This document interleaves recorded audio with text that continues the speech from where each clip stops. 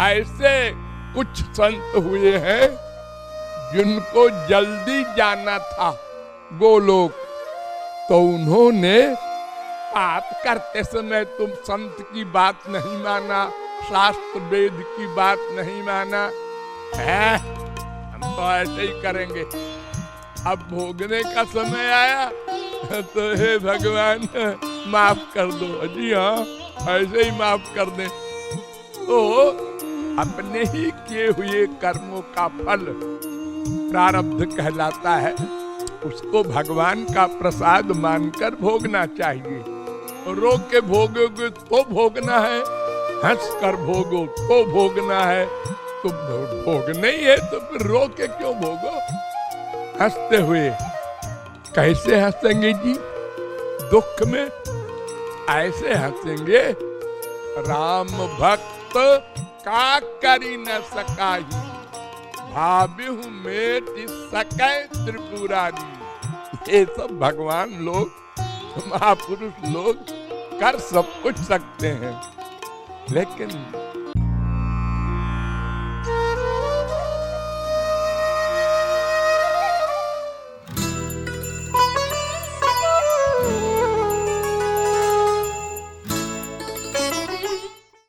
एक महाशय का प्रश्न है कि क्या प्रारब्ध काटा जा सकता है?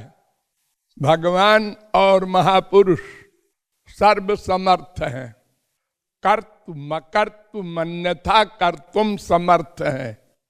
जो चाहे करें, जो चाहे न करें, जो चाहे उल्टा करें, लेकिन नियम का पालन वे भी करते हैं। प्रारब्ध को भगवान भी नहीं काटते, संत महात्मा महापुरुष भी नहीं काटते, अपने प्रारब्ध को भी नहीं काटते, औरों के प्रारब्ध की बात कौन करे। बड़े बड़े ऐसे कुछ संत हुए हैं जिनको जल्दी जाना था गोलोक, तो उन्होंने अपने 50 साल के प्रारब्ध को 50 शरीर धारण करके 1 साल में काट दिया और गोलोक गए। लेकिन प्रारब्ध को भोगा, इसलिए वे लोग भोगते हैं संत लोग, उनको कष्ट तो होता नहीं प्रारब्ध के दुख का।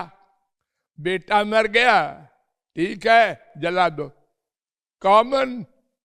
हा हा, जो हम लोग करते हैं ये सब तो उनको होना नहीं है। ये नष्ट हो गया, हाँ हाँ ठीक है, ये नश्वर तो है ही है, ठीक है।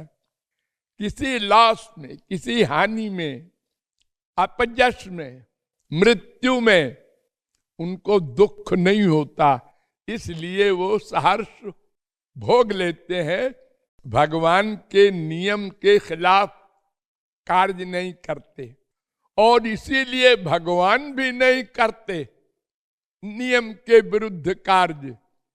कि लोग आक्षेप करेंगे कि अपने पिता को बचा लिया, दशरथ जी को, अपने अभिमन्यु को बचा लिया श्री कृष्ण ने, और हमारा बेटा मर गया तो नहीं बचाया। ये किसी को बोलने का मौका न मिले, इसलिए भगवान अपने बाप को भी नहीं बचाते। अवतार काल में जैसा जो हो रहा है सब होने दे रहे हैं। ये पांडव महापुरुष श्री कृष्ण के परम भक्त, ये 14 वर्ष तक जंगलों में घूमते रहे, रोते रहे। राम स्वयं 14 वर्ष जंगलों में सुकुमारी सीता को लेकर सब नाटक करते रहे, प्रारब्ध को नहीं काटा, वरदान को, श्राप को नहीं काटा। तो काट सकते हैं। राम भक्त का करी न सकाही, भाव्यहु मेटि सकै त्रिपुरारी।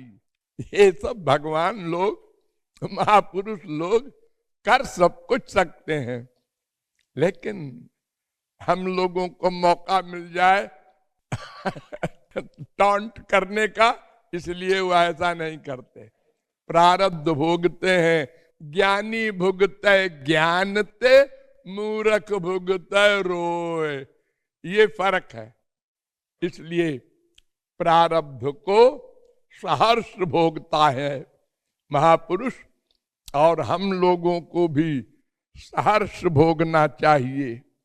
जब कोई किसी का मर्डर करता है तो उसको पता है फांसी होगी। अरे तुम मर्डर करने जा रहा है, फांसी होगी, मालूम है होगी, हो जाए, 4 भाई हैं एक नसाई ये सोच के मर्डर करता है, उसको पता है। तो जब हमने पाप किया है पूर्व जन्म में, तो उसका जब भोगने का समय आया तो सहर्ष भोगो। पाप करते समय तुम संत की बात नहीं माना, शास्त्र वेद की बात नहीं माना है, हम तो ऐसे ही करेंगे। अब भोगने का समय आया तो हे भगवान माफ कर दो। जी हाँ, ऐसे ही माफ कर दे कोई दुनियावी गवर्नमेंट भी नहीं माफ करती। हाँ, चाहे एक मर्डर किए हो चाहे 100, फांसी होगी। अरे राम, एक का ही मर्डर किया है मैंने, माफ कर दिए, दोबारा बिल्कुल, हाँ पक्का वादा। अरे हाँ ठीक है, एक बार फांसी हो जाएगी, दोबारा अपराध न करना। तो अपने ही किए हुए कर्मों का फल प्रारब्ध कहलाता है, उसको भगवान का प्रसाद मानकर भोगना चाहिए। रो के भोगोगे तो भोगना है, हंस कर भोगो तो भोगना है। तो भोगना ही है तो फिर रो के क्यों भोगो, हंसते हुए। कैसे हंसेंगे जी दुख में? ऐसे हंसेंगे कि अपने से नीचे देखेंगे। अपने से नीचे देखो, हमारा बाप मर गया, अरे उसका तो बाप और माँ दोनों मर गए हैं। हाँ चलो तुम्हारी माँ तो है, हमारा बेटा मर गया, अरे उसका तो बेटा मर गया और आंख से भी अंधा हो गया, तुम्हारे आंख तो है, 2 रोटी कमा सकते हो। हाँ हाँ ये बात तो है। तो अपने से नीचे देखो तो दुख नहीं होगा, अधिक नहीं होगा। और आगे देखोगे तो फिर इंद्र भी दुखी होता है क्योंकि एक के एक आगे है। हाँ हमारे हैं तो 4 बच्चे सब नालायक, लो अरे हम हैं तो 1 करोड़पति, लेकिन वो हमारा भाई अरबपति है। अरे अपने से आगे है कोई जरूर, तो फिर रोना है तुमको, तुम बचोगे नहीं। तो आगे मत देखो, पीछे देखो। कितने करोड़ों लोग हैं हमारे ही देश में जिनके किसी के हाथ नहीं है, किसी के पैर नहीं है, किसी के आंख नहीं है, और बेचारे जीवित हैं। कोई भिक्षा मांगते हैं तो दिन भर में पूरा पेट भर खाना मिल जाता है, किसी को आधा ही पेट मिलता है। उनसे तो हम अच्छे हैं। हाँ जी, हम तो बहुत बातों में अच्छे हैं। तो भगवान की कृपा हर व्यक्ति को रियलाइज करना चाहिए, तो दुख की फीलिंग बहुत कम हो जाएगी। ये अज्ञानियों के लिए, जो अपने से आगे ही देखता है, वो तो सारे जीवन रोएगा, तो कितने ही भगवान उसको दे दें।